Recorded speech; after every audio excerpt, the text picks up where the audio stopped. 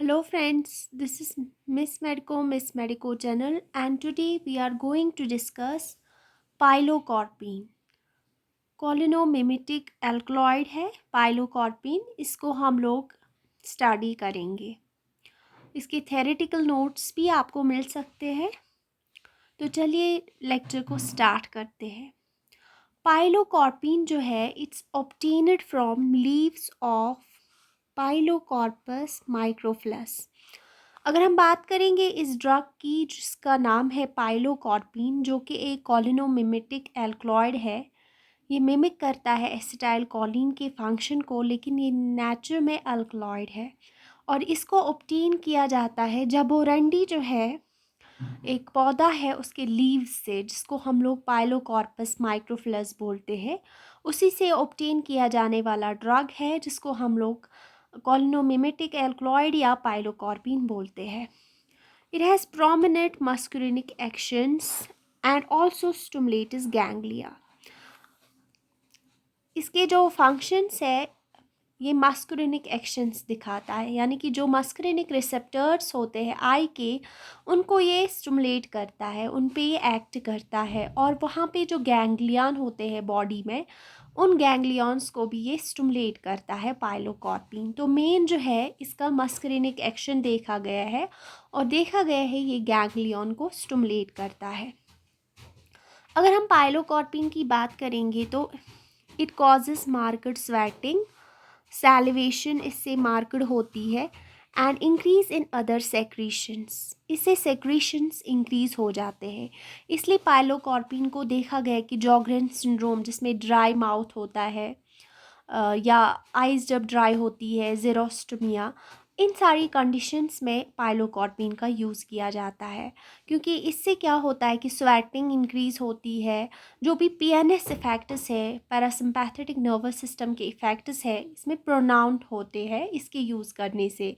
जो जबोरंडी का लीव से ऑब्टेन किया जाने वाला ड्रग है पाइलोकार्पिन, इससे ये सब कुछ इंक्रीज़ होता है। पैरासिम्पैथेटिक इफ़ेक्ट जैसे सेलिवेशन, स्वेटिंग और अदर सिक्रीशंस इससे इंक्रीज़ होते हैं, तो इसलिए इसको जॉगरन सिंड्रोम में यूज़ किया जाता है। कार्डियोवैस्कुलर इफेक्ट्स और कॉम्प्लेक्स, अगर हम हार्ट पे देखेंगे इसका इफेक्ट पाइलोकार्पिन का देखा गया है कि स्मॉल डोजेस अगर हम देंगे they cause fall in BP, muscarinic effect. लेकिन अगर हम हायर डोजेस दे जबोरंडी के they cause rise in BP and tachycardia. अगर हम हायर डोजेस देंगे इसके पाइलोकार्पिन के तो राइज बीपी हो जाएगा और टैकिकार्डिया हो जाएगा। तो हमने पहले भी देखा कि एसिटाइल कॉलिन जो है वो वैगस को स्टिमुलेट करता है, जैसे ब्रैडिकार्डिया वगैरह होता है, तो इससे भी फॉल इन बीपी देखा गया है पाइलोकार्पिन से। लेकिन अगर हम हायर डोजेस यूज़ करेंगे तो इससे देखा गया है कि बीपी राइज होगा और टैकिकार्डिया हो सकता है, which probably due to ganglionic stimulation. देखा गया है कि क्योंकि ये गैंग्लियंस को भी स्टिमुलेट करता है, तो वहाँ पे जो गैंग्लियंस होंगे हार्ट के अराउंड, अगर इन गैंग्लियंस को स्टिमुलेट करेगा, उसी की वजह से देखा गया कि पाइलोकार्पिन फॉल इन बीपी पहले कराता है लोअर डोजेस में, लेकिन हायर डोजेस में बीपी राइज और टैकिकार्डिया कराता है। लेकिन मेन यूज जो है पाइलोकार्पिन का, it is used in the I. 0.5 to 4% drops आते हैं पाइलोकार्पिन के। इसका पाइलोकार ड्रॉप्स आता है 1%, 2%, 4% के हिसाब से। तो ये आई में यूज़ किया जाता है। आई में किस कंडीशन में हम लोग यूज़ करते हैं, एक कंडीशन है आई में जिसको हम बोलते हैं ओपन एंगल ग्लाकोमा।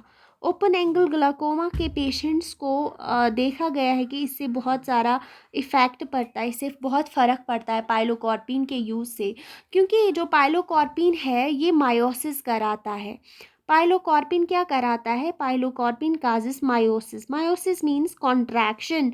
ये जो प्यूपल बनता है, आइरिस जो है यहाँ पे जो प्यूपल बनता है, अगर इसकी कॉन्ट्रैक्शन होएगी, इसकी मसल्स जो है सीलेरी बॉडी में या आइरिस के खुद के मसल्स अगर कॉन्ट्रैक्ट हो जाएंगे, तो जो एक्वस ह्यूमर की जो प्रोडक्शन है या उसकी जो सर्कुलेशन है वो अच्छी तरह हो जाएगी कॉन्ट्रैक्शन की वजह से। तो हाँ, ओपन एंगल ग्लाकोमा को हम लोग प्रिवेंट कर सकते हैं पाइलोकार्पिन के ड्रॉप से, क्योंकि पाइलोकार्पिन जो है वो मायोसिस कराता है।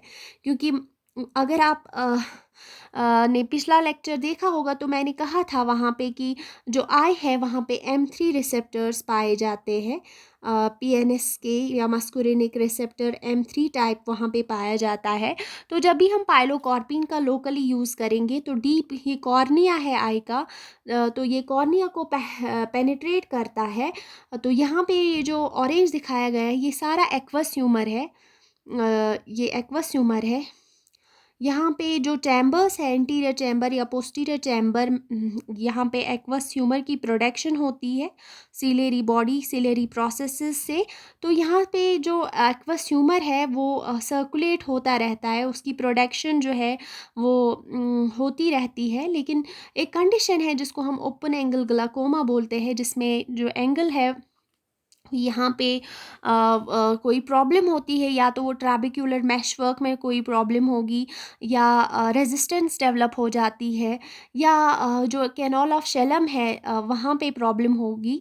तो अगर हम लोग यहाँ पे इसको मायोसिस कराएगा, ये पाइलोकॉर्पिन देंगे, मायोसिस कराएगा, जो मसल्स है आइरिस के वो कॉन्ट्रैक्शन में जाएंगे, यहाँ पे जो प्यूपल है वो भी कॉन्स्ट्रिक्ट होगा। तो किसी हद तक जो यहाँ पे एक्वस ह्यूमर की प्रोडक्शन है उसको कंट्रोल किया जा सकता है, जो कि ओपन एंगल ग्लाकोमा के सिम्टम्स हैं उनको काफ़ी हद तक कंट्रोल किया जा सकता है by using this drug that's पाइलोकॉर्पिन।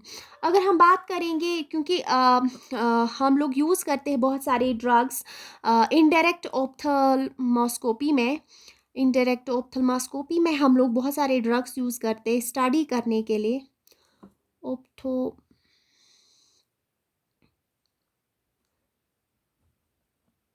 Indirect ऑप्थल्मोस्कोपी में हम लोग बहुत सारे ड्रग्स यूज़ करते हैं माइड्रेसिस ऑब्टेन करने के लिए। तो माइड्रेटिक्स हम लोग यूज़ करते हैं, जैसे फिनाइल एपरीन का यूज़ करते हैं हम लोग, या हम लोग ट्रोपिकेमाइड यूज़ करते हैं। तो इसको स्टडी करने के लिए, आई को स्टडी करने के लिए तो हम लोग ये माइड्रेसिस करते हैं। लेकिन फिर हमें मायोसिस ऑब्टेन करनी होगी तो उसके लिए जो बेस्ट पड़ता है वो है पाइलोकॉर्पिन। तब भी हम लोग माइड्रेसिस के बाद जो है मायोसिस को आई को लाने के लिए हम लोग इस्तेमाल कर सकते हैं पाइलोकॉर्पिन का, क्योंकि यहाँ पे जो है M3 रिसेप्टर्स है आई में जो कि प्यूपल को कॉन्स्ट्रिक्ट करते हैं और हमें बहुत सारा हेल्प मिलता है वहाँ पे कॉन्स्ट्रिक्शन के लिए। जैसे कि ओपन एंगल ग्लाकोमा के सिम्टम्स बहुत हद तक कंट्रोल किए जा सकते हैं। तो ये जो है बहुत हद तक यूज़ किया जाता है पाइलोकॉर्पिन के ड्रॉप्स, जो कि 1%, 2%, 4% के ड्रॉप्स आते हैं। और एक और कंडीशन जो है वो पाइलोकॉर्पिन का ये है कि पाइलोकॉर्पिन जो है इसको हम लोग साइलोगॉग यानी कि सैलिवेशन इंक्रीज़ कर सकता है ये। तो जॉगरन सिंड्रोम एक कंडीशन है, साइलोगॉग भी क्योंकि ये इंक्रीज़ करता है सैलिवेशन, लैक्रिमेशन, क्योंकि इसको ग्लैंड्स पे भी इफ़ेक्ट है, PNS के जो भी सिम्टम्स हैं उनको एनहेंस करता है। तो साइलोगॉग के तौर पर जो है वो हम लोग इसको यूज़ करते हैं। लेकिन कोई भी ओरल प्रिपरेशन अभी नहीं देखी गई है पाइलोकॉर्पिन की। इसको हम लोग लीव्स से ऑब्टेन करते हैं। पाइलोकॉर्पस माइक्रोफिलस जो है एक वहाँ पे प्लांट है जिसको जबोरंडी भी कहते हैं, लेकिन मेन जो यूज़ है वो है ओपन एंगल ग्लाकोमा का, जो मैंने हाईलाइट किया। ओपन एंगल ग्लाकोमा में हम लोग यूज़ करते हैं पाइलोकॉर्पिन, वहाँ पे ये मायोसिस कराता है। जब मायोसिस होगी तो एक्वस ह्यूमर की प्रोडक्शन जो है किसी हद तक यहाँ पे जो आइरिस के जो मसल्स हो गए वो कॉन्ट्रैक्ट होएंगे, या यहाँ पे जो ट्रैबिक्युलर मैशवर्क है उसमें रेजिस्टेंस किसी हद तक बहुत कम हो जाती है, जिससे एक्वस ह्यूमर जो कैनाल ऑफ शेलम में अच्छी तरह सर्कुलेट कर सकता है इसके यूज़ करने से, पाइलोकॉर्पिन के यूज़ करने से।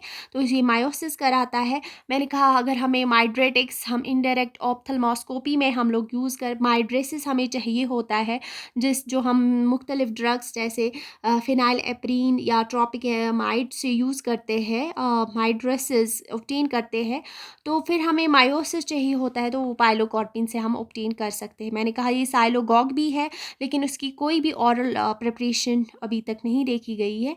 पाइलोकॉर्पिन था ये जो कॉलिनोमिमेटिक अल्कलॉइड है। आई होप आपको वीडियो समझ में आया होगा। लेक्चर से रिलेटेड कोई भी क्वायरी हो कमेंट सेक्शन में आके कमेंट कीजिएगा। Thank you so very much.